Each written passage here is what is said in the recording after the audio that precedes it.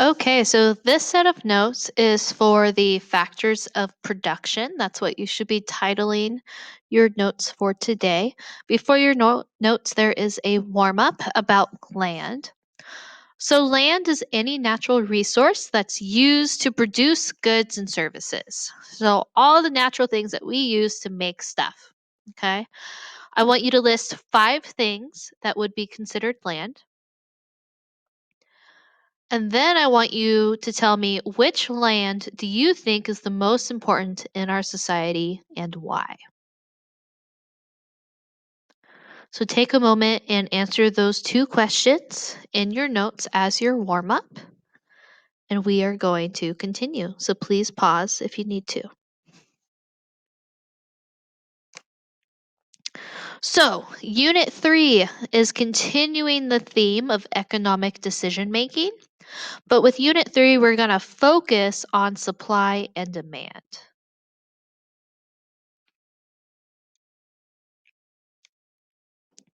So, this is just a little bit of review of some of the key ideas that we went over in Unit 2. So, remember that our wants always exceed our resources. Our wants are unlimited, they don't end, but our resources are limited. We could potentially run out. So, because our wants always exceed our resources, and because our resources are limited, then scarcity is everywhere. Because our resources are limited and there is scarcity, we have to make choices. You may have heard of a shortage before. So, a shortage is when you are temporarily low on something. So it's still a limited resource, but it's temporary. It can be fixed eventually. While scarcity is forever, it's never going to end. So, an example of a shortage would be like, let's say you're a farmer and you're growing oranges, right? Growing oranges and there's a deep freeze. So all your orange crop gets damaged, okay? Because the farmer's oranges were damaged, you can't use them, you can't sell them anymore, then we now have a shortage in oranges, okay? Now in the next year or two, you can recoup your loss, you'll have a new crop, the oranges will grow back, there's no deep freeze, then the shortage is over. So, how do we go about satisfying our economic wants? Okay. Most of us to satisfy our wants, we use money, we buy things. But with that, we have to make choices. So, we have to make choices about how we're going to satisfy our wants in the most efficient and effective way possible. So, these are the 4 factors of production we have land, labor, capital, and entrepreneurship. The factors of production are 4 different categories for the resources that are needed to produce goods and services.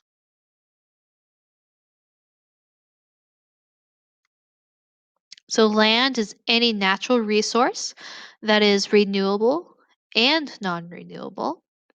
So, an example of a renewable resource would be like when we harvest wind energy with windmills.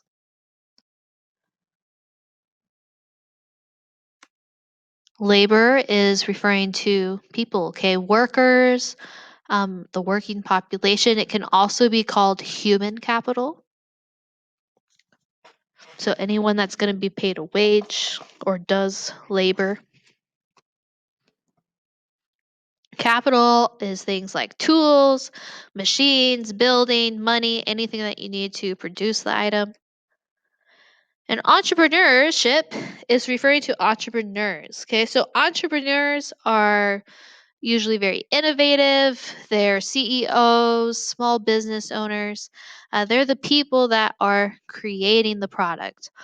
So, entrepreneurship uses the other 3 factors of production land, labor, and capital, and they figure out the best way to use those 3 factors to make their products and sell them. So we can also make money from the factors of production. And these are examples and ways we can earn income from each. I do want you to write it down. So, with land, examples are water, oil, coal, and we can earn income by charging rent for the use of those items. So, for an example, with oil, let's say you own some property and they discover that there's oil on your property in the ground. You could rent out the land to an oil drilling company to harvest the oil, and you would charge them rent for the use of the land. Labor is anyone who gets paid for a job. Pretty simple. We make wages for that labor. Capital is money, forklifts, computers, raw materials. It can even be the lights and buildings, and you can earn interest off of that. Especially, let's say, with the capital that you needed to take out loans to purchase those items. Companies make interest off of that. Entrepreneurship, like I said, is CEOs and small business owners, and they're going to earn an income by making a profit off of what they are selling. Another example, let's say we had a strawberry farm. If you had a strawberry farm, your land would be your soil and water. Your labor would be the farmers or the field workers. Capital would be the tractors and the seeds. And the entrepreneur would be the farm owner.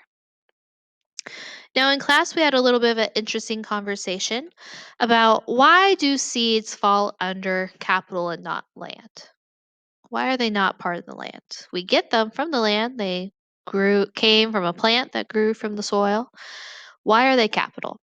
So the seed is used to produce something else. Okay. You're not selling the seed, you're planting the seed and you're having it grow into some other crop. And that crop is what you end up selling. So because it's essentially a tool in order to produce something else, then it would be considered capital.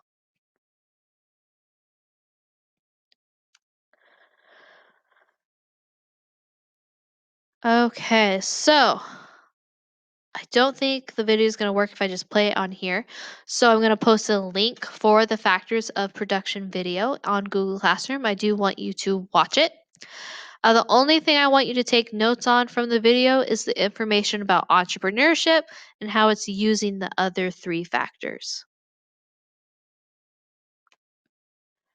So we have the productivity formula. So this is how we can figure out how much product is created per hour with something. So our numerator is the output, which is the product. Our denominator is the input, which is the time worked, usually in hours. We don't want to confuse this with profit. The formula does not take into account the operating costs and wages we pay the workers. So don't confuse it with profit. Oh, and then what that equals is product created per hour. Okay, so you take the output, divide it by the input, then you get the product created. So, example number one, and I do want you to write down the problem in your notes. So, you are given 40 math problems for homework. The 40 math problems is your output. It took you 2 hours to complete it. So, the 2 hours is your input. What was your productivity? So, you need to take the 40 math problems, divide it by the 2 hours. Take a moment and do that.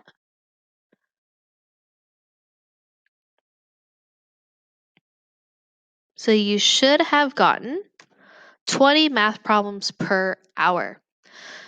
Now, if this is on a test, I'm not going to just accept 20. Okay, you need to be specific. You need to be putting down exactly what the product is and how much, and that it's per hour. Okay. So, problem number two, a factory produces $1 million worth of shoes in a month. The employees worked a total of 800 hours. What is the productivity? So the $1 million worth of shoes is our output. The input is the 800 hours. So divide 1 million by 800 hours.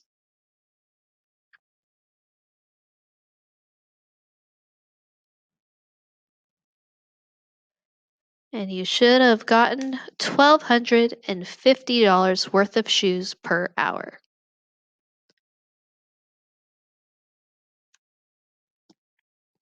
So in economics, we have three fundamental economic questions that we ask ourselves. Write down these questions. So on the left side of your Cornell notes, you might put, what are the three fundamental economic questions? And on the right side, you would write what to produce, how to produce it, and for whom. You could also phrase this as, what are we going to make? How are we going to make it? And who are we making it for?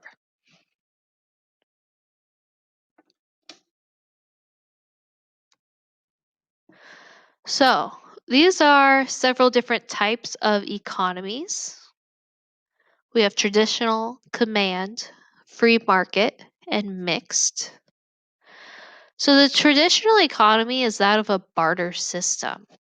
So, the barter system is basically a trade system. You're not using money to purchase items, you are trading items for other items. The command economy is where the government commands all economic decisions. So the government is regulating the economy. Often they will own a lot of the property, and they're telling people what they can and cannot do. We often associate a command economy with socialism and communism. A free market is an economy that's determined by the market and by the consumers.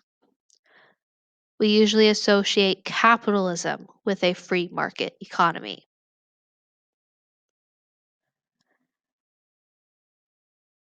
A mixed economy is exactly that.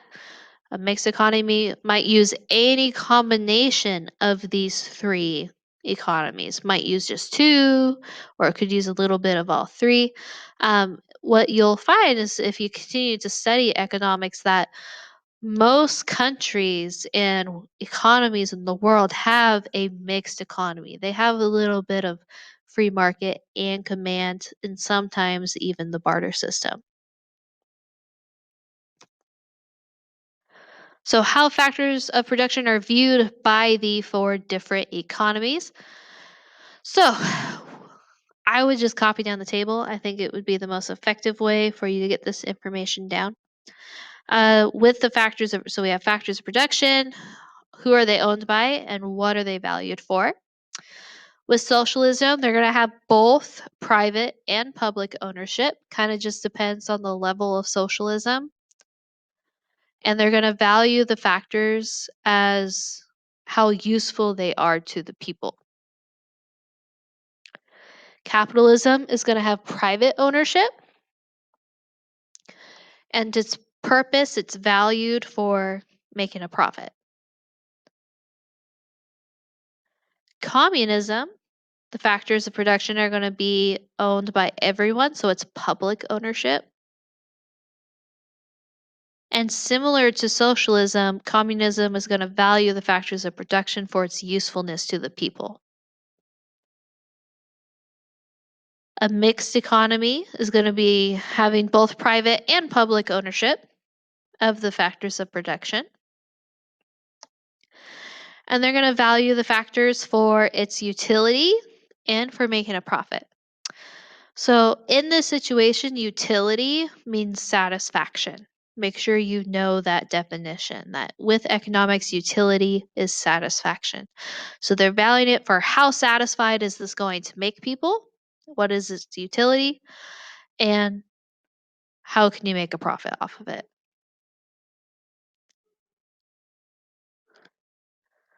So, in your summary, I want you to answer the essential question, what are the factors of production? And also add any of the information you found to be most important.